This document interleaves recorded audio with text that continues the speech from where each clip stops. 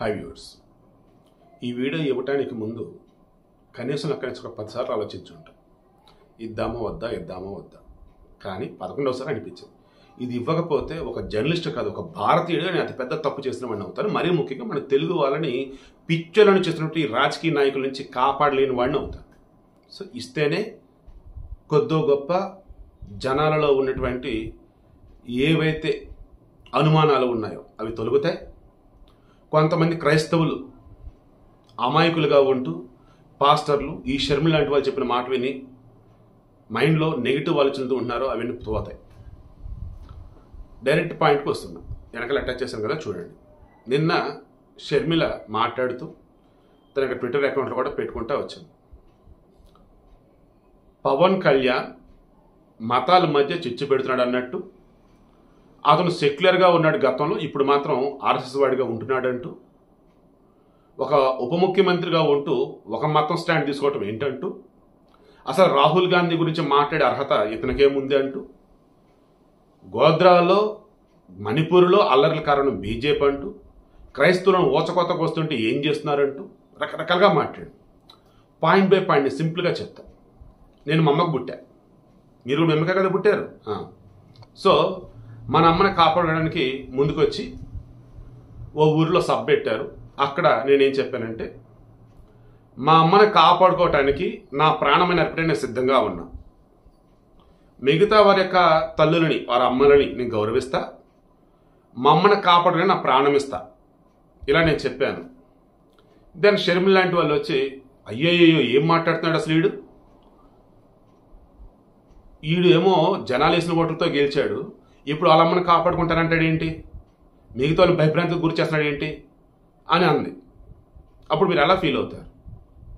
ఇక్కడ పవన్ కళ్యాణ్ విషయంలో అదే కదా, తాను సనాతన ధర్మం కోసం నిలబడతా, ఇతర మతాలని గౌరవిస్తా, ఇతర దేవులని గౌరవిస్తా, విశ్వాసాలని గౌరవిస్తా, నా ధర్మాన్ని కాపాడేందుకు గాను నేను ప్రాణమైన ఇస్తా, ఇదే కదా అన్నాడు. అందులో తప్పేముంది? కాషాయ వస్త్రాలట పవన్ కళ్యాణ్ కడతామట కరెక్ట్ కాదట. ఈమెవరు అసలు? ఏ బట్టలు వేసుకోవాలి ఏంటో చెప్పిద్దా? నిజంగా ఆ జగన్ ఈ షర్మిల ఇద్దరిద్దరే ఓ రకం కొంతమంది కామెంట్లు పెట్టారు, మీకు తెలియట్లేదు షర్మిల జగన్ కన్నా ప్రమాదం ఏంటి అన్నది. ఇప్పుడు నాకు అర్థమవుతుంది. ఆ జగన్మోహన్ రెడ్డి ఏమో పచ్చ చీర కట్టుకొని పచ్చ బెచ్చ దగ్గరికి వెళ్ళింది నా చెల్లి అన్నట్టుగా గొరాది గొరగా అతను పోస్ట్ పెడితే, ఈమె వచ్చేసి దీక్షలో ఉన్నటువంటి మనిషి తీసుకున్న వస్త్రాల గురించి ఒక రాజకీయ నాయకుడిగా ఉంటూ ఒక డిప్యూటీ సీఎం ఉంటూ నువ్వు ఎలా ఆ బట్టలు వేసుకుంటాను ఈమంటుంది. ఎవరు అసలు ఈమె? ఏం తెలుసు ఈమెకి? యోగి ఆదిత్యనాథ్ అండి అద్భుతమైన పరిపాలన చేస్తా ఉన్నాడు. 100 కోట్ల 1000 కోట్ల పెట్టుబడులు వస్తున్నాయి ఉత్తరప్రదేశ్లో, తెలుసా మీకు? అన్ని మతాలను గౌరవిస్తూ తన ధర్మాన్ని కాపాడుకుంటూ అడుగులు వేస్తున్న గొప్పడండి యోగి ఆదిత్యనాథ్. ఈరోజు పవన్ కళ్యాణ్ కూడా చేస్తుంది అదే. ఉత్తర భారతదేశానికి వచ్చేటప్పటికి ఒక యోగి ఆదిత్యనాథ్, దక్షిణ భారతదేశం నుంచి ఒక పవన్ కళ్యాణ్ సనాతన ధర్మం కోసం. అందులో తప్పేముంది అసలు? పవన్ కళ్యాణ్ గతంలో జనసేన అధినేతగా ఉన్నప్పుడు కానీ, అంతకుముందు రాజకీయాలకు రానప్పుడు కానీ దీక్షలు చేయలేదా? అప్పుడు ఇటువంటి వస్త్రాలు ధరించాడు. ఎక్కడుంది ఏమి? అప్పుడు వైసీపీలో ఉంది. వాళ్ళ ఆయన అనిల్తో ప్రగల్చి ప్రార్థన చేసుకుంటా ఉంది, ప్రచారం చేసుకుంటా ఉంది. ఏం మాట్లాడుతుంది? ఏ రాహుల్ గాంధీ అయితే అయోధ్య రామ మందిరానికి సంబంధించి బాలకరామ్ ప్రాణప్రతిష్ఠ జరుగుతున్న మూమెంట్లో అక్కడ మోడీ కానీ యోగి ఆదిత్యనాథ్ రిమైనింగ్ అంతా పెద్దలు కనుక మొత్తం అటెండ్ అయిన మూమెంట్లో దానిని ఎంత దారుణంగా మాట్లాడండి రాహుల్ గాంధీ. వేరే దేశంలో కనుక అయినట్టయితే పాత్ర వేసేవాళ్ళు ఈ పాటికి. మన దేశం కాబట్టి, సెక్యులర్ కంట్రీ కాబట్టి వదిలేశారు. ఇక్కడ పోనేంట్రా వాడి కర్మను అడినా ఏమన్నాడు? అది ఒక గాన సభ అన్నట్టు, నాట్య సభ అన్నట్టు, లేదన్నప్పుడు ఒక డ్రామా అన్నట్టు రకరకాలుగా మాట్లాడుకొచ్చాడు. ఆ హిందీ నాకు అర్థం కాలేదు కానీ బట్ చాలా తేడాగా మాట్లాడాడు. ఎగ్జాక్ట్గా చెప్పలేకపోతాం వాడు అంతే.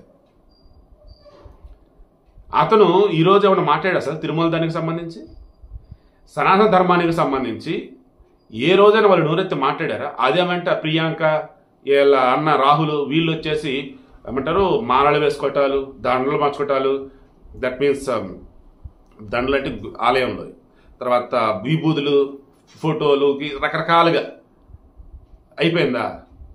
ధర్మాన్ని హెల్ప్ చేశారా? ఏ రాహుల్ గురించి ఏం గొప్ప అని ఉంటుంది? జమ్మూ అండ్ కాశ్మీర్కి వెళ్ళి బయట నుంచి ఎవరో వచ్చి మిమ్మల్ని దోచుకుంటున్నారు, బయట నుంచి ఎవరో వచ్చి మిమ్మల్ని ఇబ్బంది పెడుతున్నారని వాళ్ళు రానేమో ఇక్కడి నుంచి అద్దె నిధులు అంటాడు. ఎవరు బయట వాళ్ళు? జమ్మూ అండ్ కాశ్మీర్ భారతదేశంలో భాగం కదా. ఆర్టికల్ 370 రద్దు చేసిన తర్వాత వాళ్ళకి స్వేచ్ఛ లేకుండా పోయిందట. బ్రహ్మాండమైన స్వేచ్ఛ ఉంది, పెట్టుబడులు వస్తూ ఉన్నాయి, అంత అడిగి వ్యాపారాలు చేస్తున్నారు. ఇలా మనం అంటే వెళ్ళకూడదట. మన భారతీయులు కదా, మన భారతదేశంలో ప్రాంతం మనం వెళ్ళకూడదా? అటువంటి రాహుల్ గాంధీ గురించి గొప్పగా చెప్తుందా? ఏ రాహుల్ గాంధీ అయితే విదేశాలకు వెళ్ళి మన భారతదేశాన్ని గొరగా మాట్లాడతాడు, భారతదేశంలో రక్షణ లేదు అంటాడు, అదేమంటే బీజేపీ పరిపాలన వల్ల అంటాడు, అదేమంటే హిందుత్వం అంటాడు, అదేమంటే దేశాన్ని విచ్ఛిన్నకరం చేసే శక్తులతో కలిసి మాట్లాడతాడు, డిస్కస్ చేస్తాడు. ఇతని గురించి ఏమో మాట్లాడుతుంది గొప్పవాడని, ఇతని గురించి మాట్లాడకూడదు మనం. ఇక మణిపూర్, ఈ విషయం నేను మరలా చెప్తున్నా, షర్మిల లాంటి క్రైస్తవులు ఇంకా ఎవరైనా సమాజంలో వారి వల్ల దేశానికి పెను ప్రమాదం.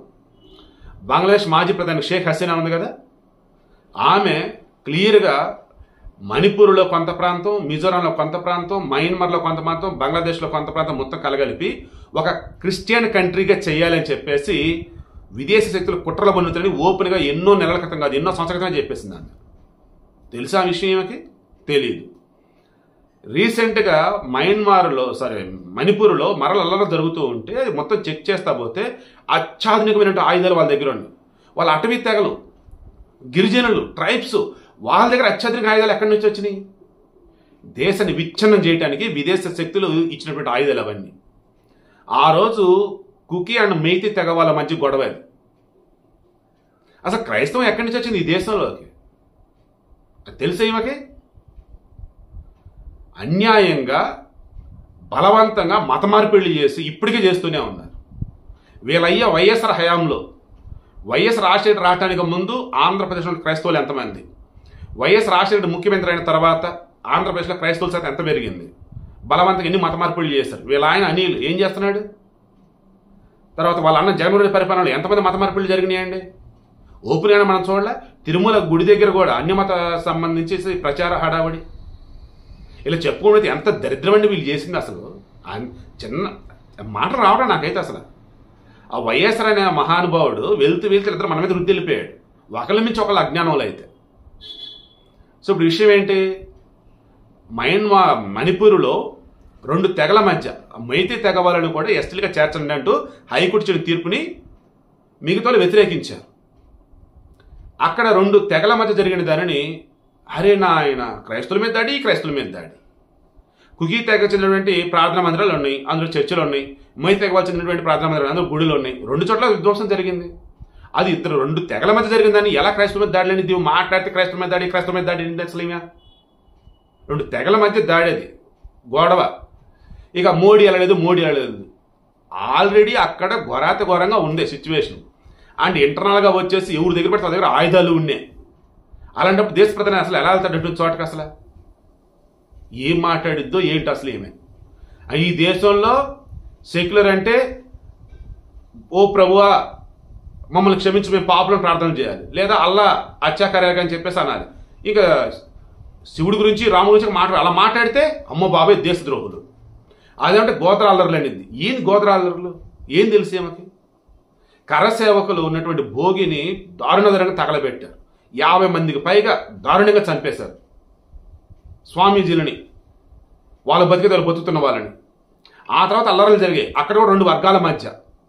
దానికి బీజేపీ కారణం, ఆర్ఎస్ఎస్ కారణం, మోడీ కారణం. ఏం మాట్లాడుతుంది అసలు ఈమె? వీళ్ళ కాంగ్రెస్ హయాంలో సిక్కుల మీద ఓచకోత జరిగింది. దాన్ని ఓచకోత అంటారు. మణిపూర్లో ఓచకోత కాదు తల్లి, 2 వర్గాల మధ్య జరిగిన గొడవ. సిక్కులను ఎంత దారుణంగా చంపారన్నారు. ఇందిరాగాంధీని వాళ్ళ అంతరంగ సంరక్షణ చంపారని సిక్కులను దొరికిన చంపారే. ఇప్పటికీ ఆ కేసు నడుస్తూనే ఉన్నాయి. అది తెలియదు ఏమకి? చెప్తున్నాను కదా, అన్న జగన్ కానీ చెల్లి షర్మిల కానీ ఏందో వాళ్ళ అయ్య పేరు చెప్పుకొని జనాన్ని మీద పడిపోతా ఉన్నారు, ఏదో మాట్లాడిపోతా ఉన్నారు. ఇలా చెప్పుకుంటే చాలా ఉన్నాయి. వాటి సింపుల్గా చెప్దామని నాకు ఇంటెన్షన్. ఇప్పుడు కానీ చెప్తున్నా, దయచేసి గుర్తుంచుకొని పవన్ కళ్యాణ్ కానీ నేను కానీ ఎవరైనా సరే మా ధర్మాన్ని మేము కాపాడుకుంటాం, మా దేవుళ్ళని మేము పూజించుకుంటాం, మిగతా మతాలకు సంబంధించి గౌరవిస్తాం, ఆ దేవులకు సంబంధించి గౌరవిస్తాం, వారి యొక్క మతాలకు సంబంధించి పండుగలకు సంబంధించి వాళ్ళు ఏదైనా చేసుకుంటారంటే ఓకే గో హెడ్ అని అంటాం. అంతే తప్ప ఈ దేశంలో చిచ్చు పెట్టే విధంగా ఎవడన్నా ఉంటే ఊరుకోం. మా ధర్మం జోలికి వచ్చి అడ్డదిడ్డ కూడా మాట్లాడితే తాట తీసి ఆరేస్తాం, అందులో మాత్రం నో డౌట్. చివరిగా సనాతన ధర్మాన్ని వైరస్ అన్నటువంటి ఉదయనిధి స్టాలిన్ గారు ఏదేదో మాట్లాడుతున్నాడు ఒకనాడు. ఈ రోజు వెయిట్ అండ్ జస్ట్ ఒక మాట అన్నాడు. ఎందుకంటే అక్కడ అర్థమైపోయింది సిచ్యువేషన్ తేడా ఉంది బాబు, నోరెత్తకూడదురా బాబు అని. అలా షర్మిలు కూడా అర్థం కావాల్సి ఇంకా చాలా ఉన్నాయి. ఆమెకు అర్థమయ్యేలాగా జనాలే చెప్పాలా. ఒక ముక్క చెప్పి క్లోజ్ చేస్తా. 2012లో ఈ జగన్మోహన్ రెడ్డి చేసిన పని వల్ల కాంగ్రెస్ ఆంధ్రప్రదేశ్లో ఒక్కసారిగా కుదేలేదు. 2014లో ఏకంగా రాష్ట్ర విభజన చేయటం వల్ల ఆల్మోస్ట్ వెంటిలేటర్ మీదకి వెళ్ళిపోయింది కాంగ్రెస్ ఏపీలో. 2019లో జస్ట్ కదులుతుందని అనుకున్న మూమెంట్లో నిజమే కదులుతుందని అనుకున్నారు. ఈలోపు షర్మిల వచ్చింది. ఈమె దెబ్బకు 2024లో నిజమే కదులుతున్న కాస్త కొంచెం వెంటిలేటర్ మీద నుంచి నార్మల్ బ్రీతింగ్ తీసుకుంటుందని అనుకున్నారు. బట్ అది నార్మల్ బ్రీతింగ్ కాదురా నాయన, ఈ షర్మిల వచ్చి మెర్సీ కిలిందరా కాంగ్రెస్ చంపబోతుందని నాకు ఇది రోజు అనిపిస్తాం. ఆ మాట్లాడుతున్న మాటలు అండ్ ఆమె టచ్ అయినటువంటి పాయింట్స్ అండ్ నాకు అంతా తెలుసు అని చెప్పేసి ఆమె ఏవైతే హడావుడి చేస్తుంది ఇవన్నీ గమనిస్తా పోతుంటే జగన్ కన్నా దారుణంగా ఉంది ఈమె అయితే. వైఎస్ఆర్టీపీ ఎందుకు మూసేసుకుని తెలంగాణ లాంటిదిగో ఈమె యొక్క అజ్ఞానం అండ్ ఆ నోటికి ఎదుగుడితో మాట్లాడుతుంది. ఈమె దృష్టిలో మతం అంటే క్రైస్తవం, మనుషులంటే క్రైస్తవులు, మిగతాలు కాదు. అవునో కాదో కింద కామెంట్లో మీరే తెలియచేయండి. దయచేసి బూతులు మాత్రం వద్దండి. మన పద్ధతిగా ఉందాం, మన ధర్మాన్ని మనం ఫాలో అవుదాం. మరలా చెప్తున్నా, నా క్రైస్తవులైనా, ముస్లింలైనా, సిక్కులైనా, బౌద్ధులైనా, జైనులైనా నాకు అంతా కూడా నా భారతీయులే, మనమంతా ఒకటే. మతాల మధ్య చిచ్చు పెట్టాడు వెనక వస్తే ఊరుకోవద్దు. మరలా చెప్తున్నా, నా తల్లిని నేను కాపాడుకుంటా, మిగతా వారిని నేను గౌరవిస్తా. మిగతా వారి సంబంధించిన ప్రమాదాలు ఉన్నారనుకుంటే అప్పుడు వారిని కూడా నేను కాపాడతా. ముందైతే నా తల్లి నాకు ముఖ్యం. ఇందుకు తప్పేమీ లేదు. ఏమన్నా ఉందా కింద కామెంట్లో చెప్పండి మీ ఒపీనియన్ కూడా.